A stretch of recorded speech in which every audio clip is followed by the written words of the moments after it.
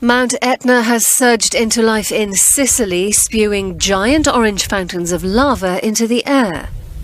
Despite being visible from as far away as Catania and Taormina, experts say this latest eruption is not dangerous. The airport at Catania is still open and operating.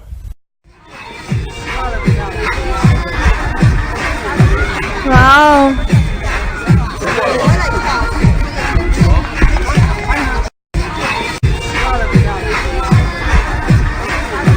Wow! 1. Ignition and liftoff of the... SpaceX will attempt to launch 2 unnamed individuals, paying customers said to be very serious about travelling around the moon and back. They've already put down what's described as a significant deposit. We haven't done this since Apollo 8 back in 1968, and we haven't been back to the moon since 1972, so this is indeed an exciting development. We don't know how much the week-long journey will cost, but the company says it'll take the amateur space travellers near the moon's surface and then further out to space before looping back to Earth. It's a distance of more than 640,000 kilometres. They'll be on board what's called a Dragon crew capsule, a fully automated spacecraft with no human pilot. Musk says the individuals are fully aware the mission comes with risks. SpaceX has had major accidents, including in September last year when a rocket taking a $200 million satellite from Facebook blew up. An investigation concluded there was a problem with one of its helium tanks. 2, 1. Recently, though, the company has had a series of successful launches and landings. The United States hasn't sent astronauts to the moon since 1972. This trip, planned for late next year, could be the first of many more to come. Control the spacecraft. Musk says if all goes well next year, he hopes to send more people into space once or twice a year.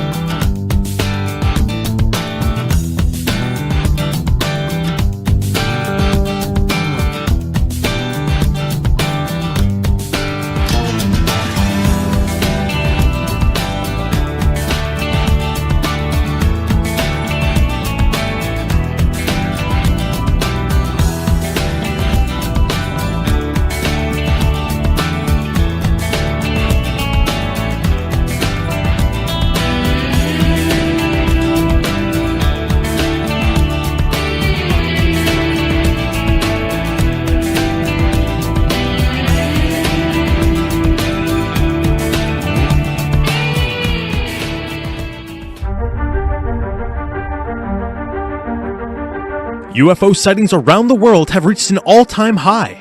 According to data from the National UFO Reporting Center, UFO sightings experienced a boom in the 1980s. Reported sightings went from less than 5,000 in 1980 to about 10,000 in 1990. But between 1990 and 2000, sightings rose by nearly 30,000.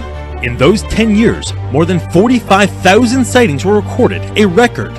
And it appears the spike in UFO sightings was not an anomaly, but a trend. In an 8-year period from 2002 to 2009, more than 36,000 UFOs were reported.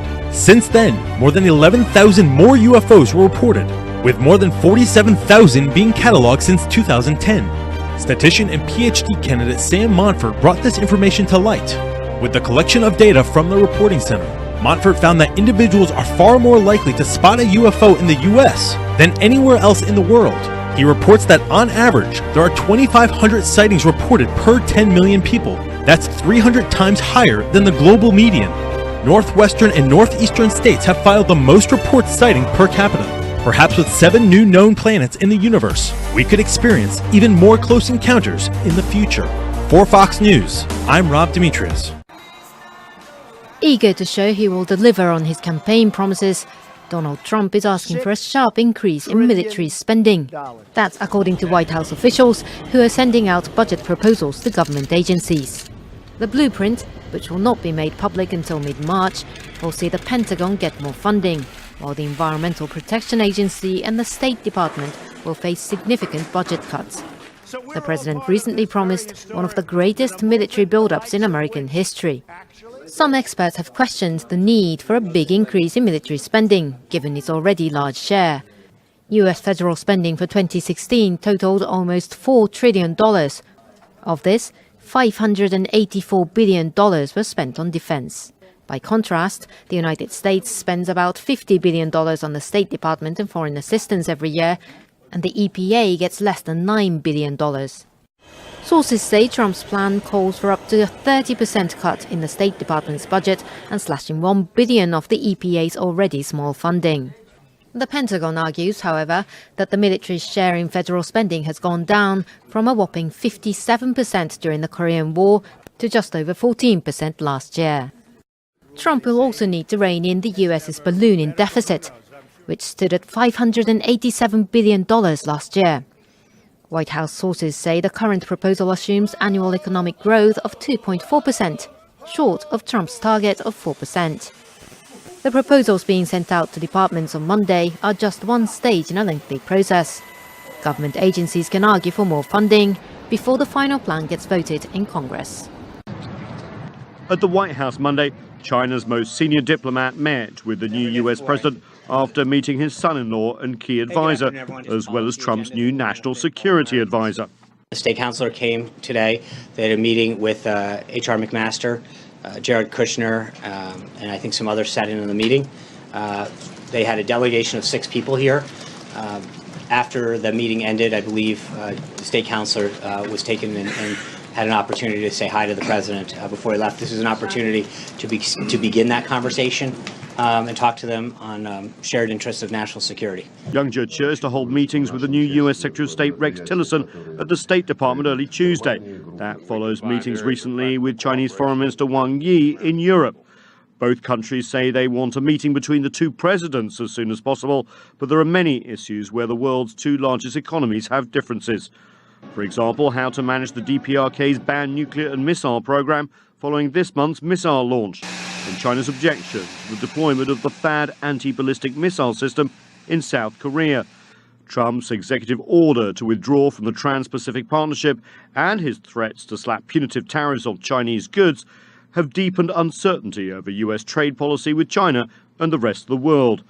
US policies on the South China Sea and close-in surveillance of China's coasts are also big question marks right now. A complicating factor, Donald Trump has yet to make key appointments in foreign policy, especially when it comes to Asia and China. Russia has been against the deployment of THAAD from the very start, and it's also indicated that it would have to strengthen its own defense cover if the deployment goes ahead. Our correspondent in Moscow, Steve Moore, gave us more details. Well, Russia is mulling this over, I think it's fair to say, at the moment. Of course, Russia had spoken out most recently against this when it was announced and reported here in Moscow that this system could be put into place as soon as June. For Russia, this is basically about more than North Korea, according to them. Because of the X-band radar system, this can see basically into all those neighboring countries, as you've already mentioned, and of those countries, that includes Russia. And Russia is very concerned that this could basically be a problem in terms of regional stability in the Asia-Pacific region. We heard from the Russian Defense Minister, Anatoly Onatov, most recently saying that regional tensions could be ratcheted up as a result of this system being put into place. Russia's basically saying that it will damage regional security interests. And we heard most recently from the Russian Foreign Minister, Sergei Lavrov. He basically warned against this being used as a pretext. And by pretext, what I mean is Russia is very keen that countries do not use Pyongyang's actions, the DPRK's, what are regarded as provocative actions by many countries, as a pretext for increasing or militarizing the Korean Peninsula further. What Russia says it's interested in doing is scaling back military presence and scaling back tensions as they stand right now on the Korean Peninsula and in Moscow here. They believe that the decision by Washington to deploy this system in the Republic of Korea basically would go against that. So Russia firmly against the decision to deploy this system, and will be watching very, very closely to see if any more comes out from Moscow over the coming hours and days. Reuters reports that the UN Security Council is set to vote on Tuesday on a bid by Western powers to ban the supply of helicopters to the Syrian government and to blacklist Syrian military commanders over accusations of toxic gas attacks, despite a pledge by Russia to veto the move. A resolution needs 9 votes in favor and no vetoes by the United States, France, Russia, Britain, or China to be adopted. Russia has vetoed 6 Security Council resolutions on Syria since the conflict started in 2011. China joined Moscow in vetoing 5 resolutions. It was unclear how Beijing planned to vote on Tuesday. Germany has released a report which reveals that more than 3,500 attacks were carried out on migrants and their homes last year. The report was compiled by the Interior Ministry with information from Germany's 16 states. The crimes include vandalism, arson, bodily harm, and attempted murder. Figures for previous years weren't included in the report, but the ministry spokesperson said 2017 has seen fewer acts of violence against migrants, and this was reason for hope. United Nations Secretary General Antonio Guterres has called for the resumption of an international regime to protect the rights of refugees. The rights of refugees and migrants are under attack. Human trafficking is on the rise. And with so many people escaping war, the international community must not escape its responsibilities. We must do our utmost to re-establish the integrity of the international refugee protection regime. Our challenge here is not really about sharing the burden, it's about sharing the responsibility. Guterres made the remarks at the opening session of the UN Human Rights Council in Geneva, Switzerland. He called for more attention to the rights of children across the world, saying more and more children are becoming the victims of wars. Guterres also indirectly attacked U.S. President Donald Trump for promoting the phenomena of populism, racism, xenophobia, and anti-Muslim hatred, which in turn fuel extremism and intolerance. His remarks were later echoed by High Commissioner for Human Rights, who ruled out the U.S. threat to withdraw from the UN Human Rights Council. Well, as the White House continues to battle leaks and the media, it does appear that some of Trump's critics are resorting to increasingly alternative methods to try to derail his presidency. RT's Emily Sue explains. When protests, Donald Trump, you stupid clown, and mockery. Yes, this is real life. This is really happening. Fail to stop Trump from being the president, it's time to resort to the supernatural. Jump back, twist the bones and bend the back. No, really, witches. A Facebook group calling on witches across the U.S. to cast a mass spell against Trump last Friday attracted over 12,000 likes. Celebrities are joining in too, after an instruction manual went viral telling witches what to throw into their cauldron to make the ultimate anti-Trump potion. First thing you need, an unflattering picture of Trump. That's essential. Then, not just any color, but an orange candle stub. But if you can't find a candle, a baby carrot will do. A Tower Tarot card. And you need to end the spell saying this. You're fired. All right, witches, let's do this. To bind Donald J. Trump. To bind Donald J. Trump. So that his malignant works. May fail utterly. May fail utterly. You're fired. You're fired. You're fired. But according to some witches, binding Trump to the spell is not enough to stem his wickedness. You gotta include his sorcerers as well. Obviously, Putin and Steve Bannon. But Trump's not an easy man to bewitch. In fact, he's already got his own wizard army of sorts. The Christian nationalism group vowed to use the power of prayer to reverse the witch's spell, which will be cast again and again on every waning crescent moon in the month until Trump's not in office. Also feeling the heat from anti-Trump protesters are some Republican senators during their meetings with their constituents. An audio recording was leaked of activists preparing to attend a town hall gathering in Louisiana. If we're not admitted to the hall, all members will gather outside the protest. If our numbers are less than 20, then members will peel off from the outside team to go inside to fill seats. In the full recording, you can hear how protesters plan step by step how to create a hostile environment in the meetings. Caleb Morpin looks at how some town hall protests seem to be very well coordinated. Town hall meetings are an American tradition that goes all the way back to New England before the Revolution. They're supposed to be a place for Americans to assemble, ask questions, and engage with elected officials. Lately, they seem to have turned into something else. I live here. I work here. Save my healthcare. Do your job. Do your job. Hillary Clinton lost by 20 points in Montana. Donald Trump won in a landslide in the state.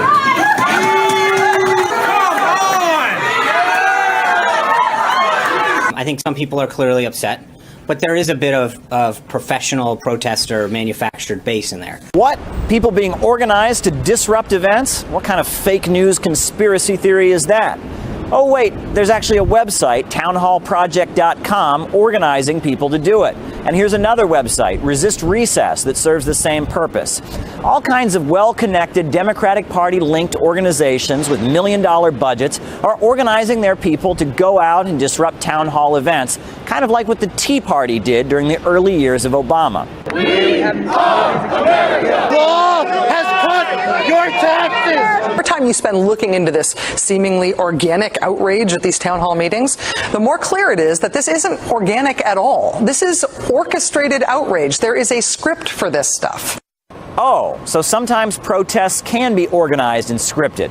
Sure, Freedom Works and all kinds of Republican organizations were spending millions of dollars to disrupt and protest Obama. But these latest liberal disruptions are just a people's uprising from below, according to mainstream media. There are a number of reasons why they're here. A lot of it has to do with Trump's agenda, but it's also to make a point that they are real voters, real people. This is definitely a do-it-yourself grassroots movement. The most massive, incredible, really unorganized. Unorganized, huh? That's interesting because one of the groups that's been pushing people to protest is called Organizing for America. It's actually one of the only two links on Barack Obama's personal website. There's a group of people who are incapable of accepting the fact that they lost an election, and they're looking for other ways to overthrow it. And I believe it's all very highly organized, and I think it's done by the same people who helped organize color revolutions overseas. Yes, the folks at the top of American society are not getting along with each other. Sure, Trump's got many friends and supporters, but also many bitter enemies among America's rich and powerful. It seems like mainstream media doesn't treat all protests and mass movements with equal scrutiny. The FBI is investigating yet a new outbreak of threats against Jewish targets, including schools with young children. There were threats across several states today. Preschool children were evacuated after a bomb threat at this Jewish community center in Davie, Florida. And it comes after hundreds of gravestones were vandalized at a cemetery in Philadelphia. ABC's Gio Benitez is in Philadelphia tonight. Tonight, the startling images of children evacuated from a Jewish community center in South Florida after a bomb threat was called in. Similar scenes unfolding in Alabama, Michigan, Rhode Island, and New York. And it doesn't end there. Today, we've seen evacuations of 21 JCCs and day schools in at least a dozen states. 90 threats this year. So far, authorities say the threats aren't substantiated. Today, the White House condemning them. The president continues to condemn these and any other form of anti-Semitic and hateful acts in the strongest terms. These new threats come after an estimated 500 headstones were toppled at this Jewish cemetery in Philadelphia over the weekend. Volunteers flocking to the cemetery today. It takes 5 men to lift just one stone. These are hallowed grounds where individuals were buried here. Their families, their friends, they don't deserve this. They deserve peace, and instead what they got was desecration. In St. Louis last week, another Jewish cemetery vandalized. As many as 200 headstones toppled over. So far, no arrests. And Gio Benitez with us live tonight from that cemetery in Philadelphia. And Gio, the FBI now investigating this case as well? That's right, David. They are indeed investigating those bomb threats. They say they're ready to step in and help local authorities investigate this vandalism here. A bit of good news, though, David. Right now, a local labor union says it will step in to help fix each and every one of these headstones. Syria returns a shipment of seeds to the Global Seed Vault in Svalbard, Norway. The vault's purpose is to secure food diversity and ensure the survival of endangered crops. It holds donations of species from countries around the world with over 880,000 samples. The Global Seed Vault is meant to be a backup system to local seed vaults. The deposits are not meant to be withdrawn except as a last resort in case of disaster. The bank in the Arctic Circle is built to withstand bombs and natural disasters in order to secure samples up to 100 years after they've been deposited. Syria's local bank is now returning samples it withdrew in 2015 when local supplies were depleted due to civil war. This marked the first time seeds were withdrawn from the global vault. Syria's shipment joins those from countries around the globe that are also making deposits, totaling 50,000 seeds. I'm standing in front of one of scores of emergency water outlets that have been set up around the Chilean capital where drinking water has been cut. People, as you can see, are standing in line with anything they can get their hands on, any kind of a container at all, because of mudslides that took place in the Andes Mountains region just above the capital and which supplies the city with water. This was contaminated and it's made it impossible for the water board to turn the water back on again until further notice. This following freakish summer rains. It's been one thing after another, from the inferno to a heat wave, unprecedented forest fires, and now the deluge. The worst hit area was literally on fire just a week ago. Now some 19 people are missing and feared dead because of the sudden floods in the mountains, where thousands of tourists were camping out on the last weekend of the summer holidays here. We can't go to work. People are respecting the queues for now, but people can start getting restless, you know. Something is always happening to us. Earthquakes, forest fires, which have been ferocious, and now this. But we always face these adversities together. Authorities say water supplies will slowly be reestablished, but only if the weather cooperates. More rain in the Andes could trigger more mudslides. And if that weren't bad enough, a new heat wave is expected to hit Santiago and last at least until Wednesday, making life even more miserable for residents here who have no running water. People, in fact, are beginning to lose patience and are getting angry and are pointing the finger at the Spanish-run water company, which they say has not invested enough in emergency services. A new study has found that the 20 million metric tons of fish caught annually around the world for uses other than eating, about 90% are fish that are perfectly good to eat, like sardines, anchovies, and herring. About 27% of ocean fish caught became fish meal or fish oil, which is used to feed farm fish or used in agriculture for purposes such as feeding pigs and chickens. Tim Cashion, the study's lead author, says that historically these fish were eaten for human consumption, but at some point they gained a reputation as being trash. However, Cashion says there could be a better use of these fish. Instead of feeding fish to fish, the fish could feed people, especially those who lack access to high-quality sources of protein. While we often witness violent natural events above ground, they happen just as much below ground and underwater, even though we rarely get to see them. Back in November, a magnitude 7.5 earthquake hit New Zealand's South Island, causing several fatalities and widespread damage. Now, New Zealand's National Institute of Water and Atmospheric Research, or NIWA, is reporting that the November earthquake caused significant damage underwater as well. It notes in a press release, huge mudslides from November's earthquakes have wiped out all organisms living in the seabed of the Kiakora Canyon. Less than 3 months after the November earthquake, NIWA scientists have undertaken 2 research trips to the canyon this year and discovered mudslides have occurred at its head, sending mud and debris into the canyon's central channel. In a survey taken about 10 years ago, scientists reported that the area had one of the highest volumes of organisms living in the mud known anywhere in the world. But based on observations after the earthquake, the Institute notes, while the structure of the canyon itself has remained intact, the mudslides have left no evidence of seabed life. Scientists intend to keep a close eye on the area going forward as they suspect such events happen periodically and are interested in seeing if and when thriving life regenerates there.